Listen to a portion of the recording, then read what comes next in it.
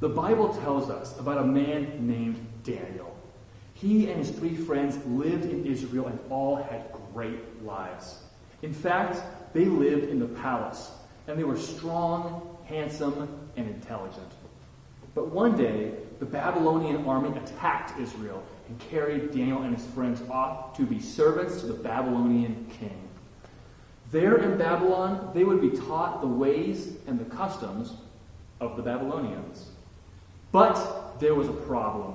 Some of the food the Babylonians ate was prohibited by God's law. That means it was not allowed by God's law. Even though Daniel and his friends wanted to eat the food, they decided they would obey God instead.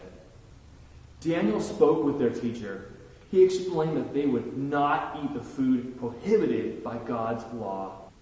They might be living in Babylon, but they are still men of God. He offered a test to prove that obeying God is always best. He said, "For 10 days we will eat only vegetables and water, while your men eat the prohibited food.